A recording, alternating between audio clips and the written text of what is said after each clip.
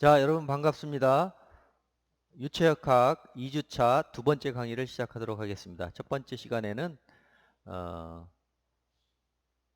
질량 보존에 대해서 설명을 드렸죠. 보존 원리에 대해서 설명을 드렸고, 보존 원리를 설명하기 위해서 컨트롤 볼륨을 잡고 검사 최적이죠. 검사 최적에 대한 보존 원리를 했었죠.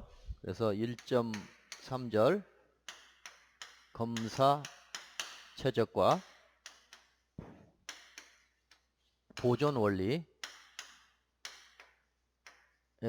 다시 한번 정리하면, 이 볼륨을 잡았을 때, 컨트롤 볼륨을 잡았을 때 이 내부 전체 볼륨이 있고, 그리고 외부가 있고요.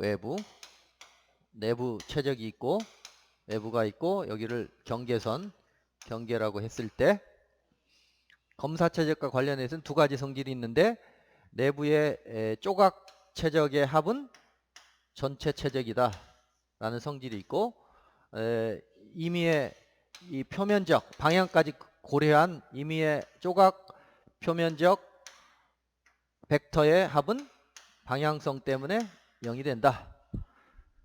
들어가고 나가고 이런 관점에 이 개념이 필요해요. 그리고 이제 보존 원리를 설명했는데, 질량 보존, 에너지 보존, 운동량 보존. 그래서 보존 원리의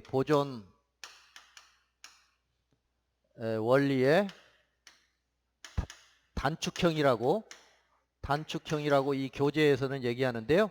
지난 시간에 어떤 얘기를 했어요? 이렇게 질량을 이렇게 겸사 최적을 잡고 들어가는 질량이 mi, 나가는 질량 me, 그 다음에 최초의 질량 m1, 나중 질량 m2라고 했을 때,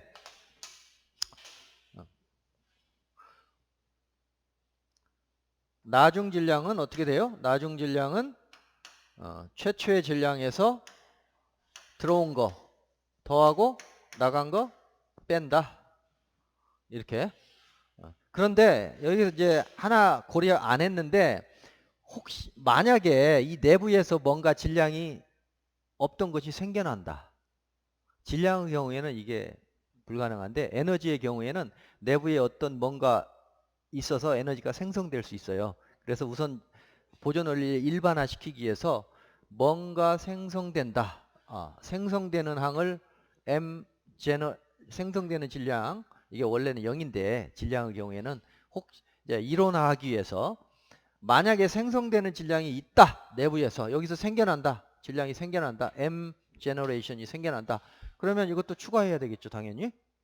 그래서 최초의 질량 M1에서 들어온 거 더하고 나간 거 빼고 내부에서 생기는 거 더하고, 이렇게. 그래서 우리 책에 보면 이걸 정리하면 이렇게 썼죠.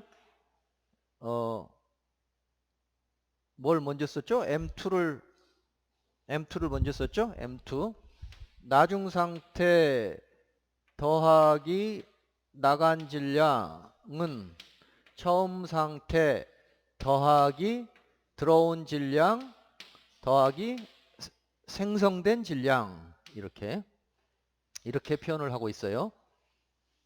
질량의 경우에는 이게 사실상 0인데 없는 건데, 이제 뒤에 에너지와 운동량까지 고려해서 통합적으로 설명하기 위해서 일단은 이제 생성 질량, 생성항도 이제 담았습니다. 이 형태에.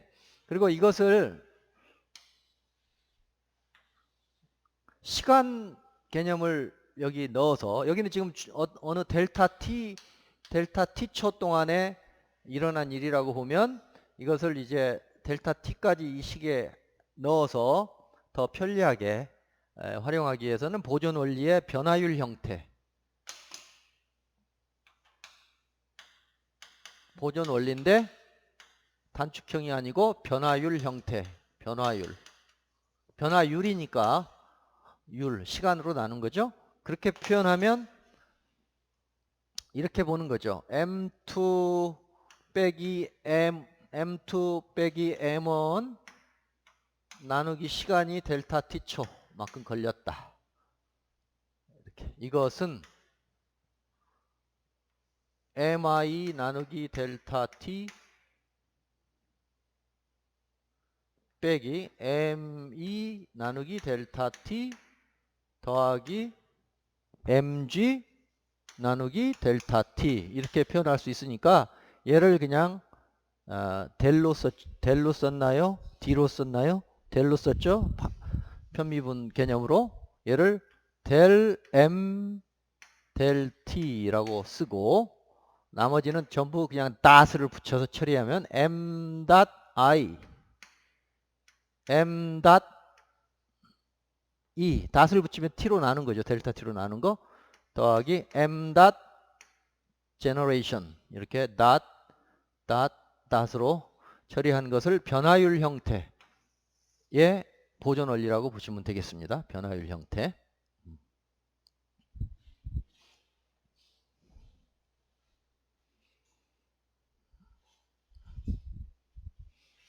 그래서 책에서 정리하면 이제 요 마이너스를 우측으로 붙였죠.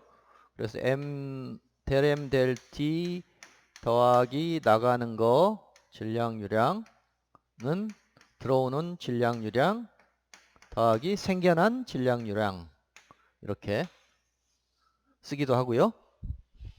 우리 표 4에 나와 있어요. 표 4에 나와 있고 페이지 9페이지.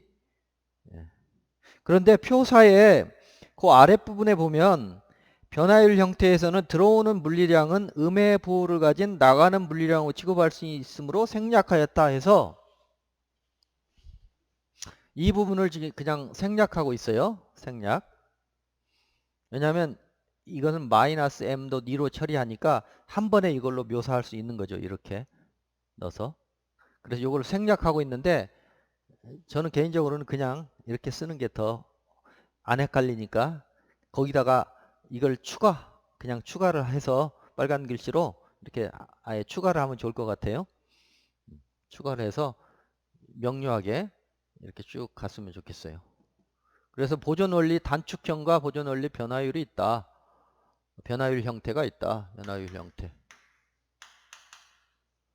최종식은 이거. 그럼 마찬가지로 에너지.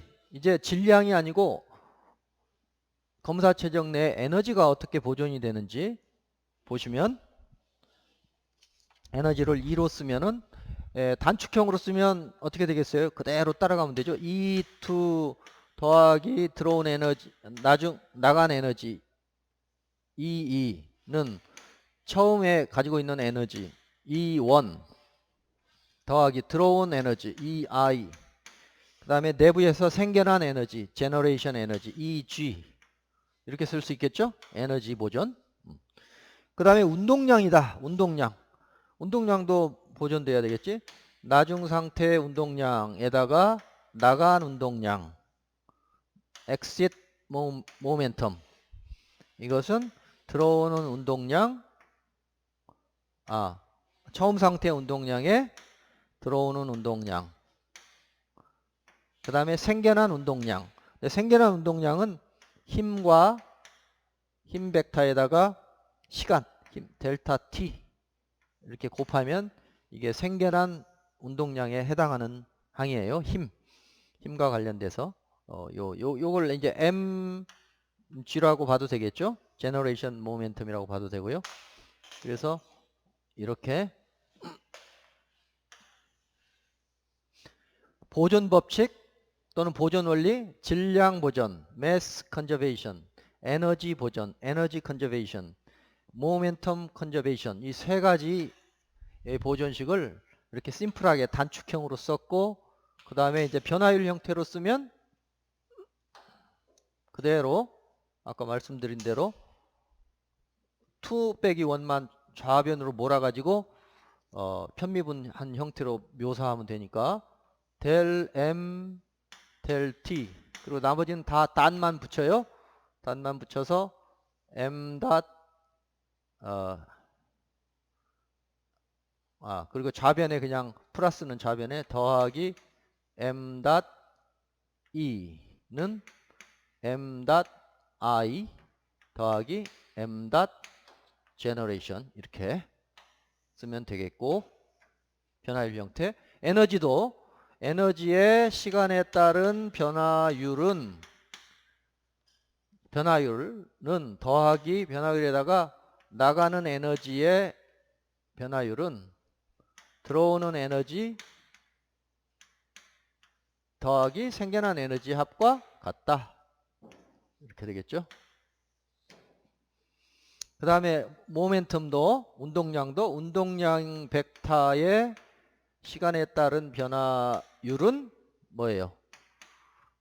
변화율에다가 나간 거 m 나가는 운동량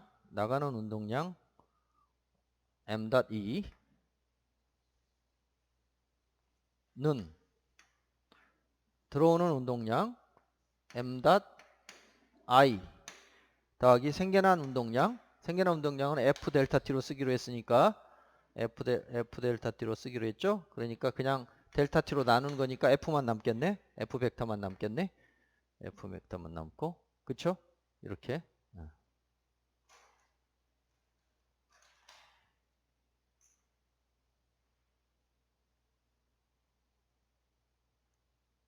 자, 그런데 여기에 MA relative라는 항이 하나 거기 지금 추가되어 있어요. 좌변에. MA relative. 좌변에 좀 이제 헷갈릴 수 있는 부분이 여기에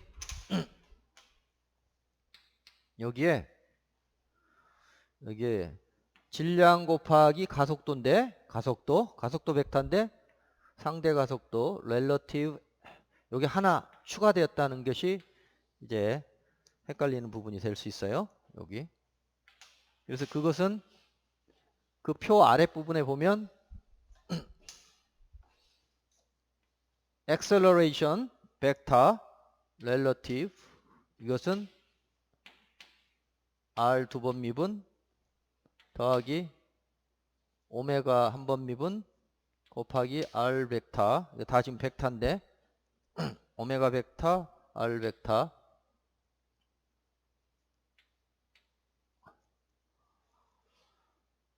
그 다음에 이 오메가 벡터 크로스 v 벡터 더하기 오메가 벡터 크로스 r 벡터.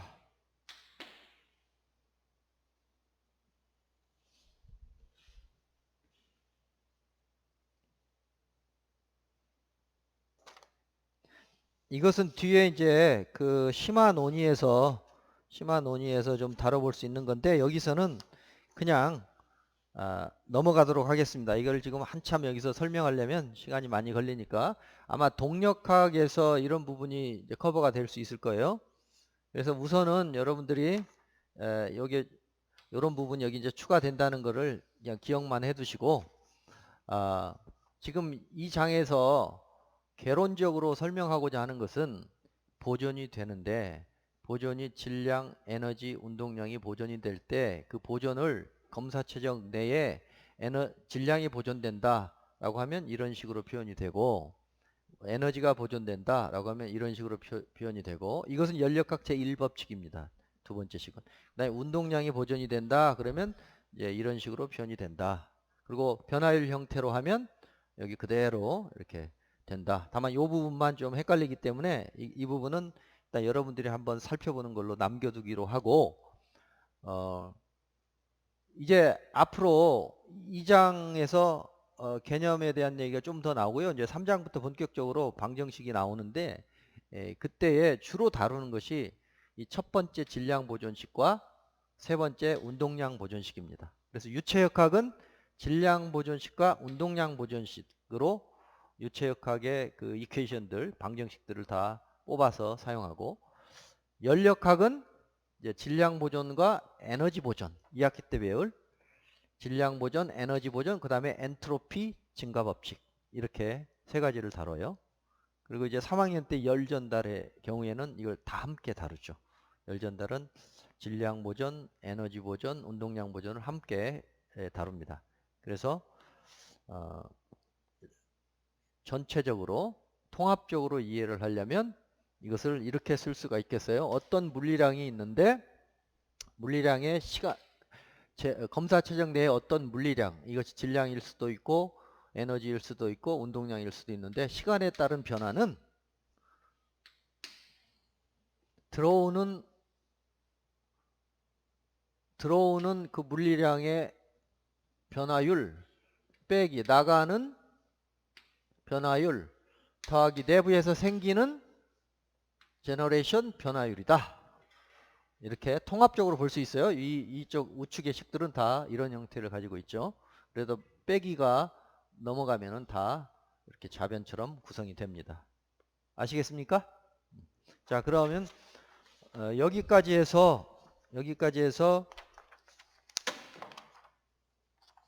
1장을 끝내도록 하는데, 이제 여러분들이 이걸 이론적인 내용, 개념적인 내용이 많이 있기 때문에 헷갈릴 수도 있어요. 그래서 꼭 이제 연습 문제를 풀어봐야 되는데, 연습 문제를 보시면 한번 뒤에 교재 가지고 계신 분들은 보시고, 제가 이 책을 가지고 있는데 이게 2009년판 범한 서적이에요. 그런데 그 지난주에 이제 학생이 문의를 해서 보니까 이게 절판되었다고 해요. 그래서 그 인터넷 서점에 들어가니까 똑같은 책인데 이제 문운당에서 다시 나왔어. 문운당. 그래서 저도 지금 문운당 거를 지금 주문해 놨기 때문에 비교해 볼 텐데, 일단 컨텐츠로 보니까 똑같아요. 그리고 아마 완전히 똑같거나 아니면 볼륨이 좀 늘어났거나 둘 중에 하나니까 어느 책을 써도 상관없습니다. 그래서 문운당 거를 써도 돼요. 2020년판. 제목은 똑같아요. 공학로를 위한 길잡이 유체역학 김찬준 교수님 거. 그래서 다음 주부터는 제가 그 책을 가지고 할 텐데, 어쨌든 이 책을 이미 가지고 있는 분들은 이 책으로 하시고, 또 문운당 걸로 하실 분들은 문운당 걸로 하셔도 됩니다. 그리고 이제 뭐 다른 책을 가지고 하셔도 돼요. 다른 책. 그전에는 화이트 책을 많이 썼죠. 그리고 화이트 책을 뭐 선배한테 물려받았다 그러면 그 책으로 하세요. 다만 이제 숙제 같은 거 할 때는 이 책 위주로 내니까, 그러면 그 숙제 문제만 좀 복사해 가지고 그 정리해서 풀으셔도 되겠습니다. 자, 그러면 여기 연습 문제가 1번부터 6번까지 있어요. 1번부터 6번까지 쉬운 연습 문제, 차원과 단위계 문제 5문제, 그 다음에 검사 최적과 보존 원리 한 문제, 그리고 답이 뒤에 나와 있으니까 여러분들이 노트에 정리를 해 두시기 바랍니다. 그래서 제가 그 노트를 복사해서 나한테 보내라고 하면 좀 불편할 것 같으니까 노트 검사는 나중에 한꺼번에 하도록 할게요. 그래서 노트에다가 착실하게 좀 정리를 해 두셨다가 나중에 이제 만나서 수업할 때 좀 검사도 하고 나와서 풀어보는 시간을 갖도록 하겠습니다. 그래서 연습 문제 6문제는 필수로 하시고, 그 뒤에 심화 논의 문제가 있는데 이것은 선택입니다. 그래서 하실 분은 하시고 안 하실 분은 안 하셔도 됩니다. 그런데 이제 관심 있으면 한번 쭉 문제 자체 읽어보시기는 했으면 좋겠습니다. 그래서 여기까지 해서 1장을 마무리를 했고요. 1장에서는 기본 개념, 즉 시간과 공간, 차원과 단위, 그리고 검사 최적과 보존 원리를 설명을 드렸습니다. 자, 그럼 지금부터 2장 유체의 기본 성질 부분을 보겠습니다.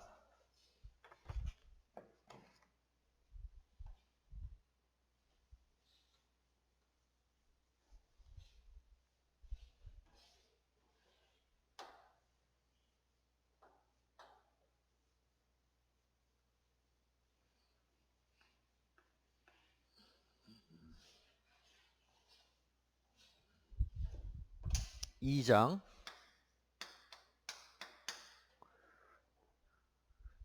유체의 기본 성질.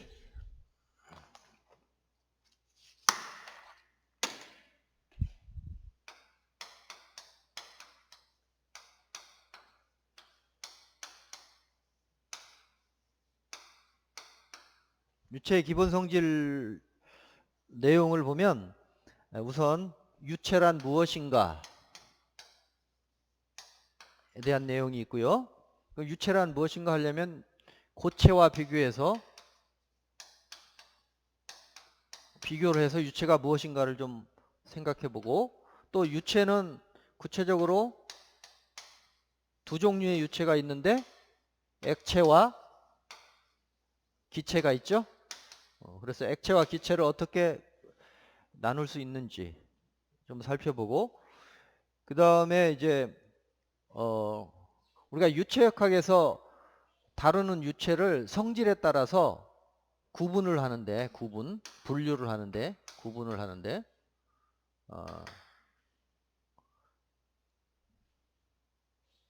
유체가 압축이 잘 되느냐 안 되느냐, 즉 압축성,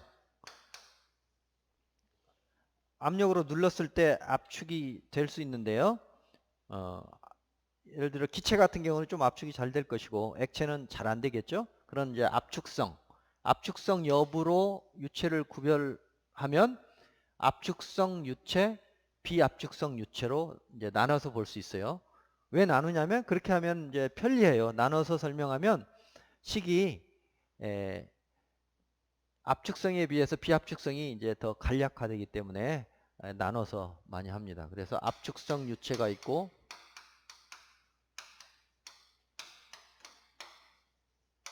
비압축성 유체가 있어요. 비압축성 유체. 또 압축성 관점, 압축성이라는 그 유체의 성질로 분류한 방법이 있고요. 또 다른 성질, 대표적인 성질이 점성이 있습니다. 점성. 유체가 점성이 크다, 작다. 조금 있다가 점성의 의미를 자세히 설명하겠지만, 점성이 무시될 수 있는 경우와 무시할 수 없는 경우, 일반적으로는 다 점성이 있으니까 사실은 점성을 반드시 고려하면서 다뤄야 되기 때문에 점성 유체, 이거 어떤 경우는 점성이 너무너무 작아서 무시할 만하다, 그러면 비점성 유체,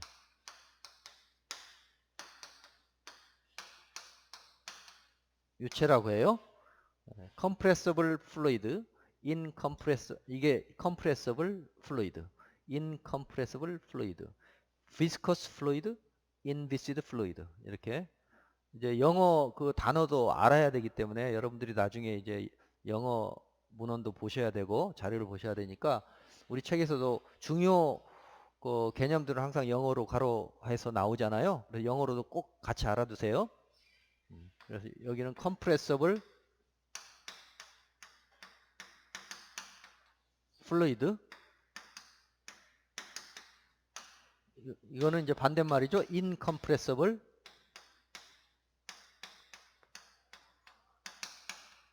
fluid. 점성은 viscosity라고 합니다. viscosity. 압축성은 compressibility.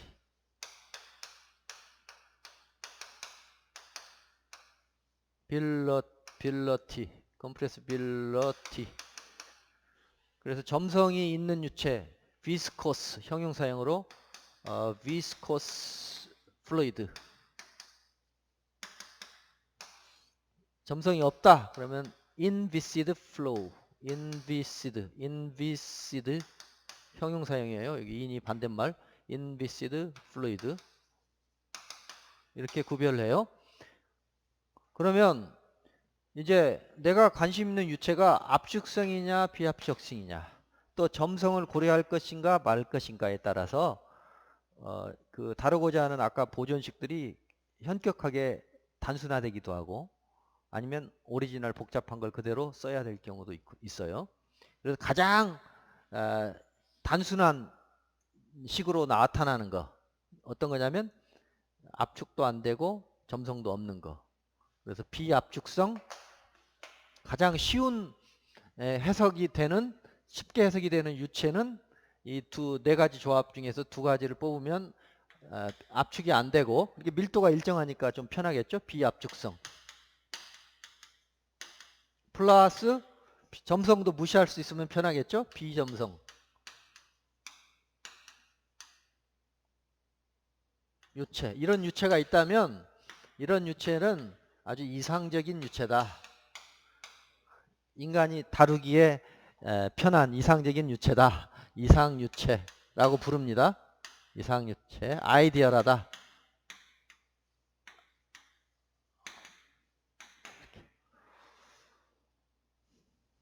그래서 이제 실제로는 가장 많이 다루는 것이 이제 비압축성의 점성 유체를 다룹니다.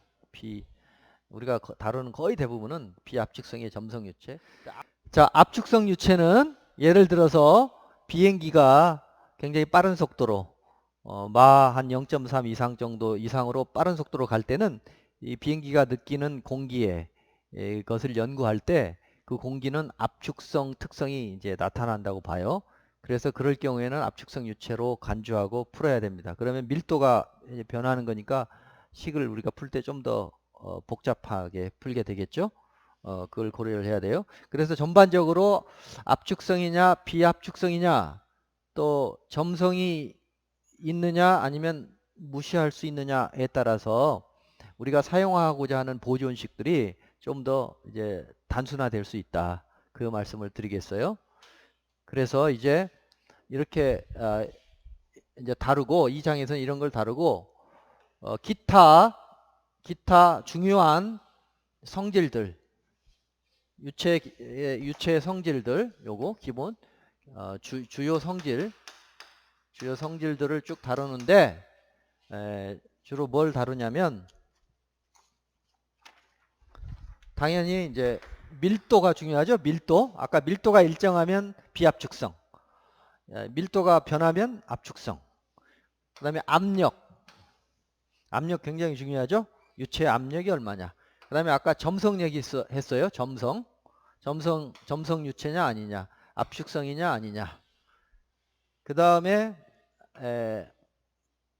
최적 탄성계수라고 있습니다. 최적 탄성계수. 유체 입자를 압력을 가해서 누르면 최적이 변하겠죠. 최적이 변해요. 고체에서 아마 최적 탄성계수 배우고 있을 텐데 유체도 마찬가지로 최적 탄성계수를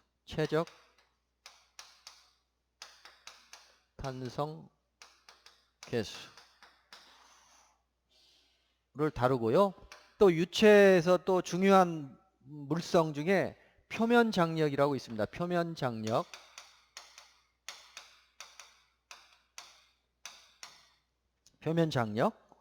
아주 중요하죠. 표면 장력. 그 다음에 증기압. 주어진 온도에 따라서 증기가 발생하는 압력이 달라요. 물 같은 경우는 100도씨라고 하면 1기압에서 끓죠. 근데 만약에 10도씨, 이 상온, 예를 들어 상온 20도씨다. 그럼 20도씨에서도 증기가 나오게 할 수 있어요. 그러면 20도씨의 물을 용기에 담아서 압력을 쭉 떨어뜨려 봐. 그러면 어느 특정 압력에 내려가면 이제 끓는 거죠. 증발이 일어나는 거죠. 보일링이.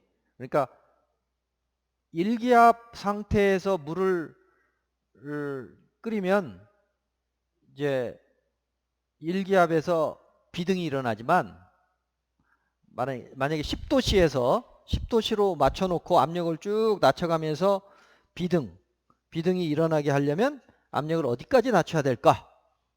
이런 것들을 이제 확인해 볼 수 있는데 우리 교재에도 나옵니다만 온도에 해당하는 증기압 P saturation 또는 P vapor 이게 중요해요. 그래서 증기가 발생한다 또는 버블이 발생한다. 기포가 발생하는 두 가지 방식이 있는데 한 가지는 비등, 온도를 높여서 물 같은 경우는 100도까지 올리면 1기압에서 100도 올리면 비등이 생기겠죠. 그 다음에 온도가 10도다. 그러면 안 생기겠죠. 1기압에서는 안 생겨. 그럼 이제 더 압력을 쭉 낮추면 생길 수 있어요. 그래서 주로 상온에서도 기포가 발생하는 현상을 우리가 어디서 볼 수 있냐면 그 비행기 말고 잠수함이나 배의 뒤에 프로펠러가 있어요. 프로펠러가 굉장히 빠른 속도로 돌죠. 돌면은 주변에서 기포가 발생하죠. 100도도 아닌데. 왜 그럴까요? 굉장히 빠른 속도로 돌리면 그 빠른 속도만큼 압력이 낮아져요. 나중에 뒤에 이제 배우겠지만 베르누이 원리가 있는데요. 압력이 낮아져서 이제 증기압이 낮은 거지. 그래서 그 낮은 온도지만 증기압만큼 압력이 낮아지면 증기가 발생하죠. 그래서 그걸 캐비테이션이라고 부릅니다. 캐비테이션. 캐버티가 이제 이렇게 푹 파진 공간 또는 기포 같은 걸 캐버티라고도 하는데 캐버티, 캐비테이션. 그래서 이러한 주요 성질에 대해서 간략하게 정의하고 개념을 설명하는 시간을 갖도록 할게요. 그러면 잠시 쉬었다가 제 3강 시간에 계속하도록 하겠습니다. 자, 수고 많으셨습니다.